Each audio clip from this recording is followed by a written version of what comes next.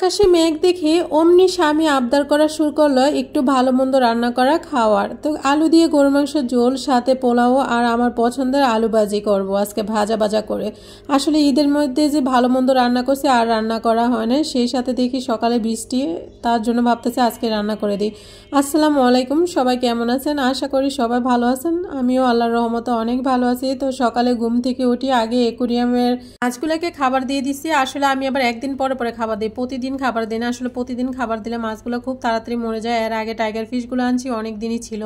তো যাই হোক, কথা বলতে বলতে এই যে চলে আসলাম ফ্রিজে। আসলে ফ্রিজে উপরে অনেক রান্না মাংস ছিল, এগুলো সরিয়ে রাখছে। আসলে রান্না মাংস খেতে ভালো লাগে না, আমি এবার বেশি রান্না করে ফেলছিলাম মাংস। কালকে রাত্রে বন্ধ করে রাখছি, এই যে এখন নরম হয়ে গেছে মাংস। আমি কয়েকটা প্যাকেট আলগো করে দিছি, তারপরে হয়েছে এক প্যাকেট মাংস নিয়েছি, ভালো করে ধুয়ে পরিষ্কার করে আমি এখন বসাই দিব সব রকম মশলা মেখে। এখন আমি একে একে সব রকম মশলাটা দিয়ে ভালো করে মিশিয়ে নিব। আর হাতে মেখে রান্না করলে কিন্তু গরুর মাংসটা অনেক বেশি ভালো লাগে। তো আমি একটু ঝাল ঝাল দিব, যেহেতু আলু দিব।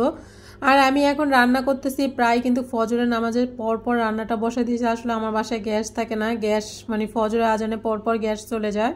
আস্তে আস্তে প্রায় 3টা বেজে যায়, মানে রান্না করে খেতে খেতে আমার 5টা মানে 5:30 বেজে যায়। আসরের আজানের পরে আমি ভিডিও এডিট করে মানে রাতে ভিডিও ছাড়তে ছাড়তে আমার প্রায় 7টার পরে আমি প্রতিদিন গোসল করি, এরকম এক অবস্থা। তো ভাবছি আজকে সকালে ভোরে উঠে রান্না করে ফেলবো, তাই সকাল সকালই রান্নাটা বসাই দিচ্ছি। এদিকে গরু মাংসটা বসাই দিচ্ছি আর এদিকে পোলাওটা বসাই দিব। আর পোলাওটা একটু ঝরঝরা করে মানে একটু ভেজে নিলে কিন্তু পোলাওটা অনেক সুন্দর ঝরঝরা হয়। তো আমি এখানে পোলাওটা ভালো করে ভেজে নিতেছি।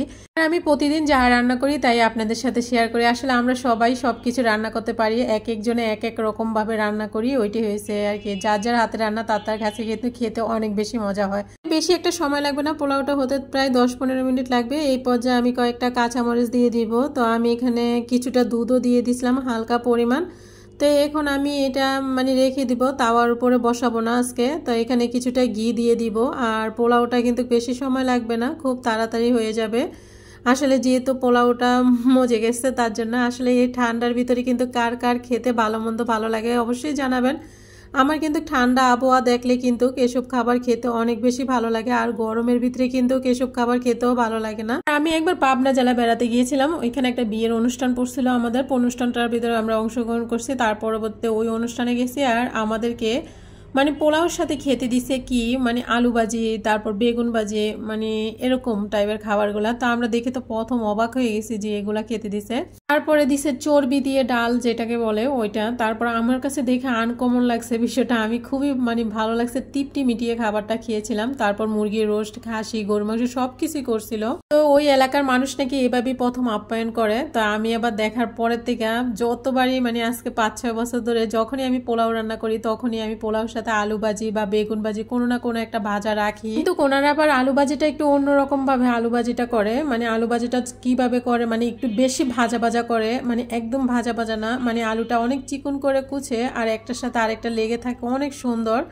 মানে কি যে একটা মানে অনেকটা ভালো লাগে আমার কাছে এই ভাজিটা। তা আমি ওইভাবে করার জন্য চেষ্টা করি, ওইভাবে করতে গেলে অনেক সময় লাগে, মানে অনেক সময় ধরে বসে রাখতে হয়। আসলে আমার পেটে প্রচুর পরিমাণ খিদা লেগে গেছে এত মজা মজা খাবার দেখে, এই জন্য আমি পরিবেশনটা একটু সুন্দর করে করতে পারি নাই, মানে এভাবেই পরিবেশনটা করে ফেলছি। তা এখানে আমার খাবারটা রেডি হয়ে গেছে, আমি এখন ভাজি দিয়ে খাবো। আর আমি হাতে মেহেদি দিতে অনেক বেশি পছন্দ করি, কিন্তু আজকে কয়েক মাস ধরে ঠিক মতো মেহেদি দেওয়া হচ্ছে না। তো ওর বাবা আবার কালকে বকা দিচ্ছে, বলছে তুমি মেহেদি দাও না কেন। তার জন্য আজকে সময় করে, যেহেতু সকাল সকাল রান্না করছি, হাতে সময় ছিল, তাই মেহেদি দিয়ে দিলাম। আজকের মতো এ পর্যন্ত কি খেতে খেতে আমি বিদায় নিয়ে নিলাম। তো সবাই ভালো থাকবেন, সুস্থ থাকবেন, দেখা হবে নেক্সট ভিডিওতে। আল্লাহ হাফেজ।